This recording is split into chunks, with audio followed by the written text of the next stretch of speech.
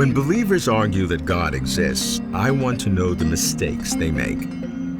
I want to discern their errors in logic as well as in fact. It's not that I don't want God to exist. It's that I don't want to fool myself that God does exist if in fact God does not exist. I'd not like to be an atheist. I'd like to be a theist. I want God to exist. Life can have meaning, death not be final, but it is precisely because I want God to exist that I'm so scared of self-delusion. Fooling myself is my biggest fear. I want to believe, and wanting to believe can be hazardous and contagious. That's why I focus on fallacies, arguments that believers use to prove or demonstrate or support the existence of God, but arguments that do not work. What are fallacies in arguing for God? I'm Robert Lawrence Kuhn, and Closer to Truth is my journey to find out.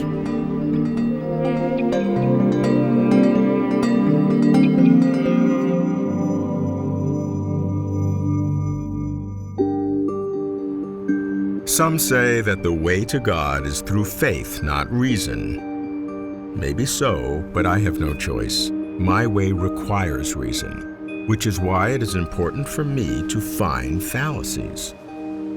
It's easy to see why fallacies arise and are so resilient. Wanting to believe twists emotions and distorts reason. I'm not immune, so here's what I'll do. First, I must appreciate how not to argue for God. Only then can I consider how to argue for God. I focus on scientists and philosophers, those trained to consider evidence and think logically.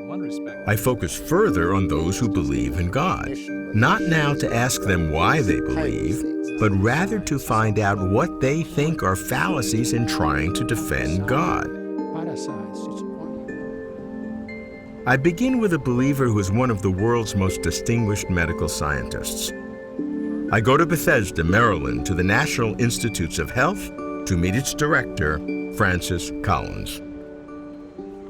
Francis, as a believer and as a rigorous scientist, you come across, as I've come across, many arguments purporting to prove why God exists. I would think that as a believer, you get pretty frustrated with some of them because they would actually turn off most people. What are some of these fallacies that you've heard that people have thrown around trying to prove what you know to be true, but really do it in a way which casts aspersion on that conclusion? I think most of them fall into the general category of trying to insert God into some aspect of human experience that isn't necessarily a good fit, a God of the gaps approach. Obviously, a major argument that many still adhere to is the evidence for design that we see around us in living things. And this carried a lot of weight before Darwin came along, but in fact is not an argument which, in the context of understanding the correctness of evolution, is a good way to convince anybody of God as the specific creator of this or that phenomenon.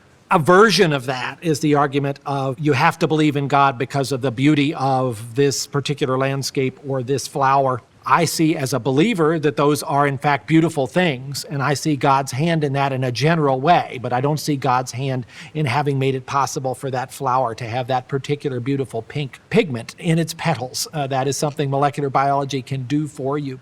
Other arguments, certainly the miraculous. Many people do, I think, come to the idea that faith can only be proven by pointing to specific miraculous events that are part of their faith tradition, and many of those are very difficult to document as having been something other than a misunderstanding of a natural event. And that won't convince anybody who's already a skeptic, and yet it's often put on the table in those discussions. A particularly prominent recent version of this is the argument about intelligent design, or ID, which says that God had to step in and fix evolution because some of the molecular machines we find inside our cells are just too complicated for evolution to have come up with on its own. Interesting discussions, not a useful way to try to make a case for the existence of God, because the closer you look, the more you realize that those are not all that irreducible in their complexity after all. And it's a modern version of this same fallacy that we've undertaken at many times in the past of trying to put God into a box, trying to say, well, God must be there because science hasn't explained it yet. That's the God of the gap. That's the God of the There's gaps. a gap in your explanation. Right. And that's where you insert God. Right. And then you sort of And stand when there that's and explained, you find a new gap. right, or else you find that a lot of people are no longer listening to you yeah, because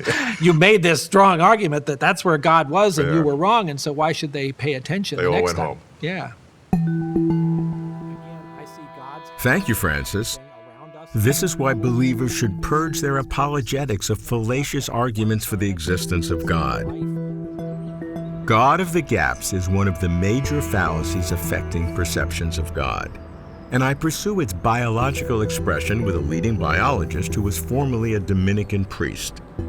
I go to the University of California at Irvine to meet Francisco Ayala. Francisco, one of the things that I think is detrimental to believers and even theologians is when they try to use science to prove or even to strongly demonstrate the existence of their God. Yes, because usually what these people of faith or preachers do is to put God in the gaps of knowledge, is what is sometimes called the gods of the gaps. Unfortunately, history tells us that gaps very often get filled as time goes by. One of the current movements which is being pursued very strongly is this idea of intelligent design, that organisms are so complex and they have so many parts that they can only occur if all the parts are together at the same time. Actually, organisms are not intelligent design. They are very incompetently designed. Blaming God for that amounts to blasphemy.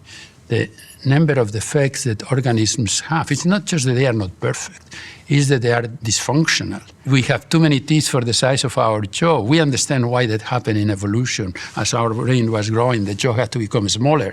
So imagine an engineer who would have designed the human jaw. That engineer would be fired, and blaming God for that or for designing the birth canal of humans, which is not large enough for the mother to give easily birth. So millions of children have died in the history of mankind. And it's not only dysfunctional designs, it's also cruelties. I mean, who would have designed parasites, which only existence is by destroying other organisms? Biology can explain that as a result of natural processes. That's why many theologians were so very happy with Darwin. Some of them reacted very negatively, as they reacted negatively, the physicists, after the discoveries of Galileo. But the discoveries of Galileo and Newton explain where there are earthquakes and where there are storms and lightning. They don't have to be attributed to God punishing the world. In the same way, Darwin made possible to explain these dysfunctionalities and cruelties as the result of natural processes without having to attribute them to the direct creation by God. So really an enlightened view of science, even by the most fervent believer or theologian, would see in science an affirmation of their belief if they looked at it properly. Yeah, an affirmation in the sense that knowledge is something good by almost any measure. Therefore, scientific knowledge can be seen as an expression of the goodness of God in the world. And to see the complexity of how God works is really making them understand a different kind of God than maybe their very simplistic God was originally in their minds. That's right. Primitive expressions of religion were considerably simpler because the understanding of the world outside was so limited. But now in biology, we have such a view of the complexity of life, the beauty of life, the richness of life. Now, science gives us scientific knowledge that does not say anything about beauty, about richness, but for the religious believer, there's one way to see the presence of God in the world. Francisco turns the God of the gaps fallacy upside down, using its own consequences to refute its own assumptions. He rejects trying to insert God where there are not yet natural explanations, and he warns believers that if they try to make the case that God designed everything, they are constructing a creator who is a suboptimal designer and responsible for numerous evils in the natural world. I agree that seeking God in uncharted areas of scientific ignorance risks being caught in the quicksand of scientific discovery. But if there is a God who actually is the creator, I do not agree that God, being a non-tinkerer, absolves God from responsibility for evil. I wonder if there are fallacies in arguing for God that creep into philosophical arguments. I go to Oxford, England, to ask the philosopher of religion known for his arguments supporting the existence of God, Richard Swinburne. Well, let's start with the ontological argument. This was invented by St. Anselm in the 11th century. You can express it in the form of two premises. Premise 1 says God is by definition an all-perfect being. And then premise 2, a being which exists is more perfect than one that doesn't. One would think, well, surely if something exists, it's got more reality, it's more worth having than something that doesn't, so that seems immediately appealing. But if you grant those two premises, then it would seem to follow that God must exist, because if he didn't exist, he wouldn't be all perfect. So here's a quick argument.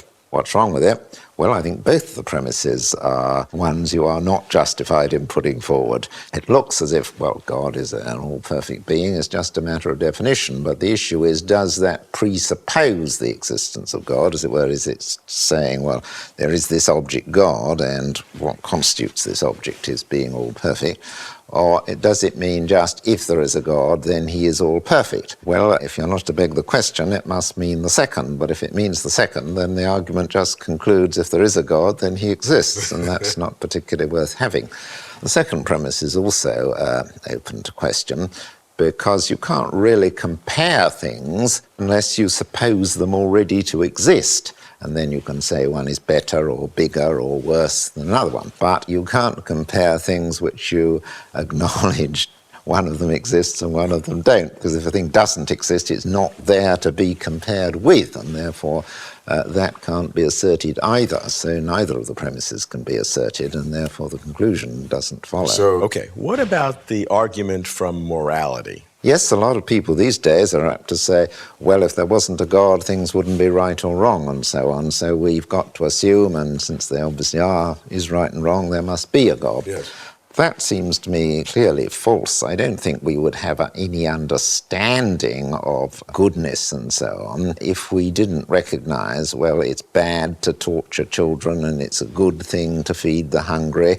Quite apart from any suppositions that there's a God or not, we would seem to have no concept of what morality means. We wouldn't be able to grasp it. Quite clearly, atheists and theists share a lot of moral views, and they can discuss and argue about particular moral issues. Is it right to go to war in these circumstances or not in these circumstances?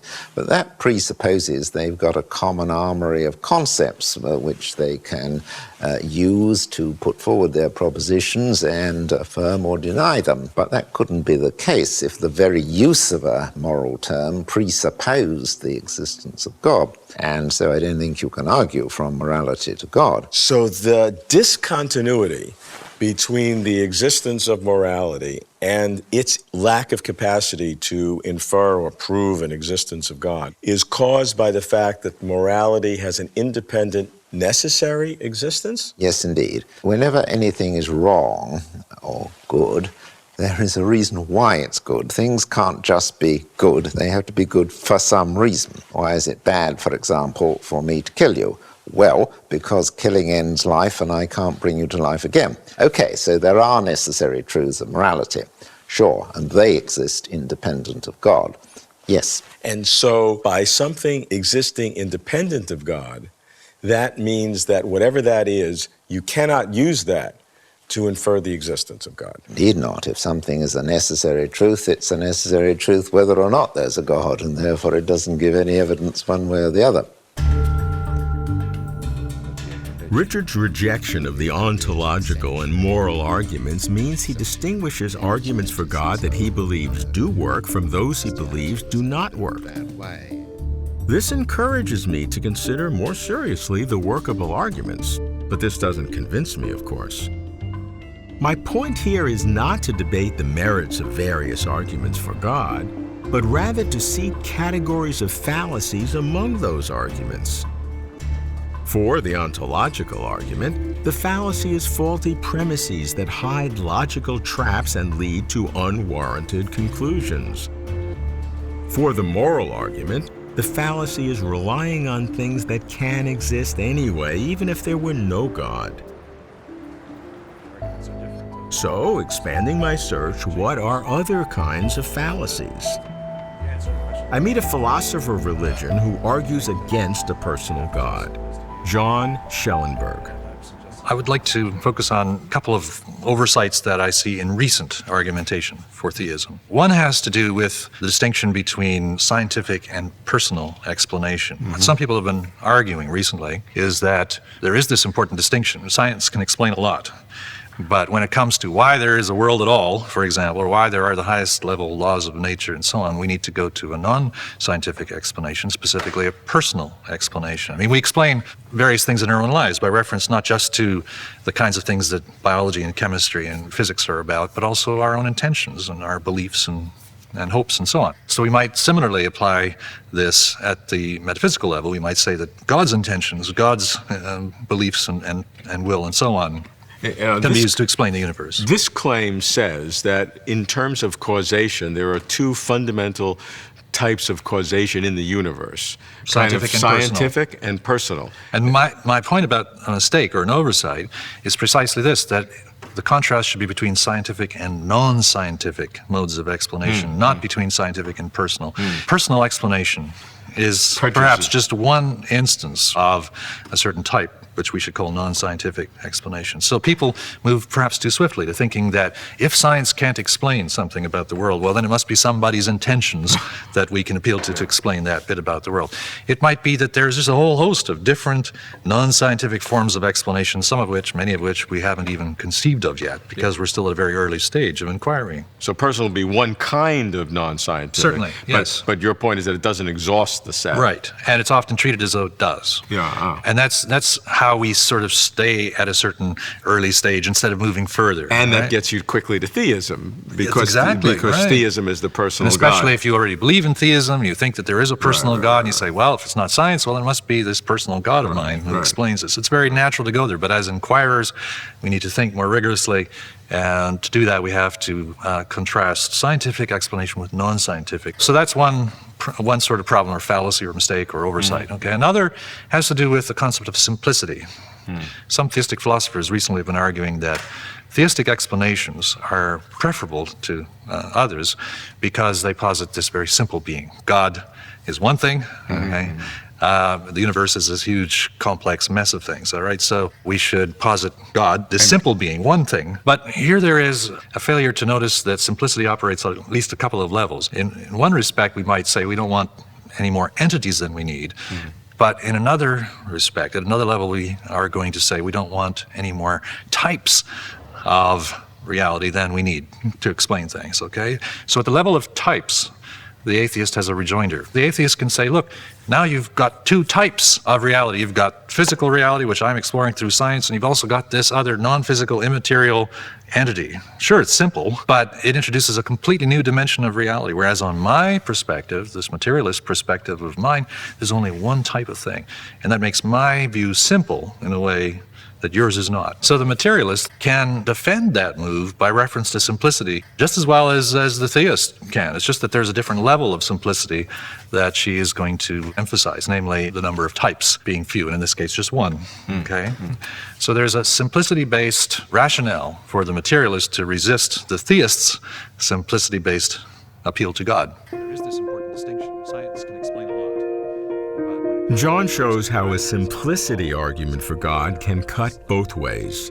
Against God, because God would be an extra kind of reality, as well as for God, because God is supposed to be a maximally simple being.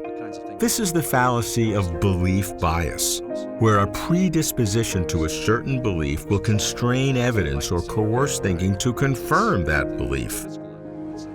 John's rejection of personal explanations as the only alternative to scientific explanations exemplifies an either-or fallacy.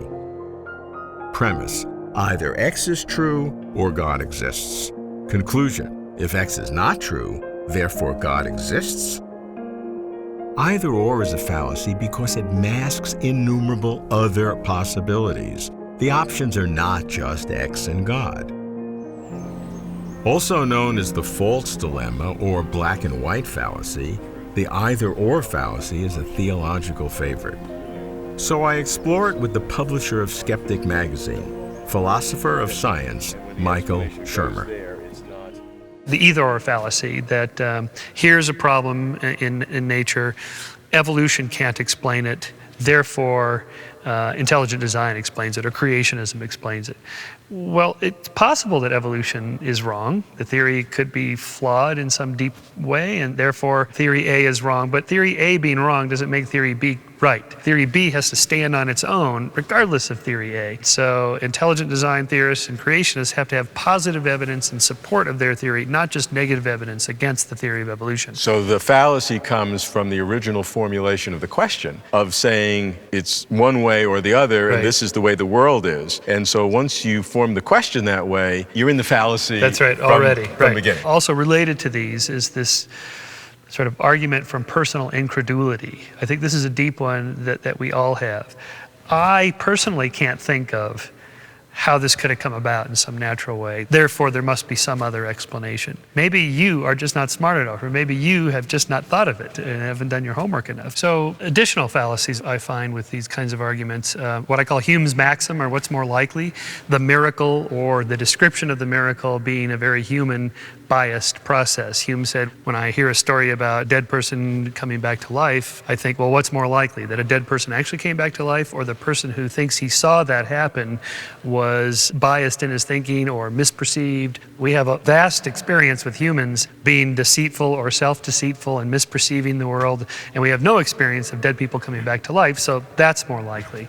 Another one is the known and the unknown. That is, before we say, look, we know enough about this particular subject to conclusively know that it was a miraculous thing or there's a supernatural explanation, there's so much we don't know about the world. I think it's better to be modest and say, let's just leave that open in the level of sort of we don't know yet, rather than conclude that there is no natural explanation. Well, the theologians may look at it in exactly the opposite way. They would say that the natural feeling about the world is that there is a God and there is a supernatural, and this has been human experience for thousands of years. And then in the last 500 years, arguably, science has come along to take a more limited view, or an accurate view, but a more limited view of reality. So the burden is upon you to say what we've always assumed to be the case is not the case. I actually think this is a reasonable argument to make, but that there is a very interesting psychological explanation that humans by nature tend to see design in things. And we were designed by evolution to do that because there is design.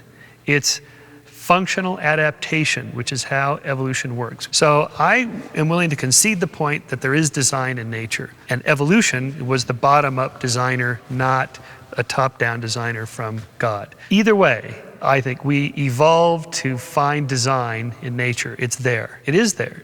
So the natural inclination is to say and conclude that there is design. And because we have a big brain and we tend to design things ourselves, we think there must be a higher designer than us. The counterintuitive thing is the actual explanation that evolution did it. They're only compatible if you think, well, that's the way God did it. He did it through natural selection and through the forces of evolutionary process and so on, which is perfectly fine. If you're a theist, you should look at that and think, wow, look what God was able to do. Science is helping me understand all the better God's handiwork. If there is a God, fallacies to support the existence of God would be an insult to God. If there is no God, fallacies would perpetuate a myth that God exists.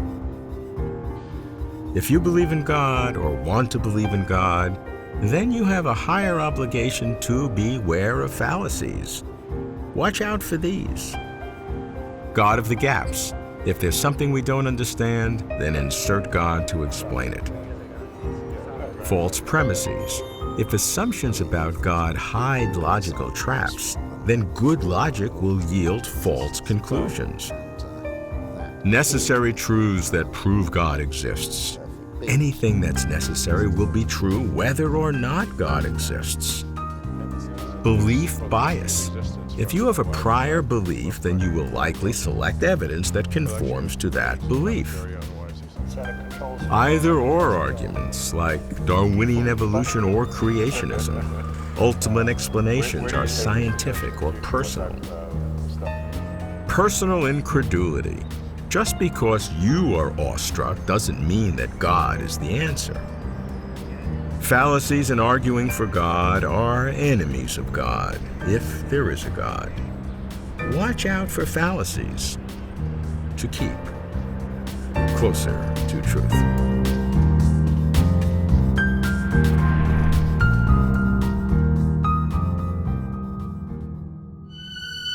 For complete interviews and for further information, please visit closertotruth.com.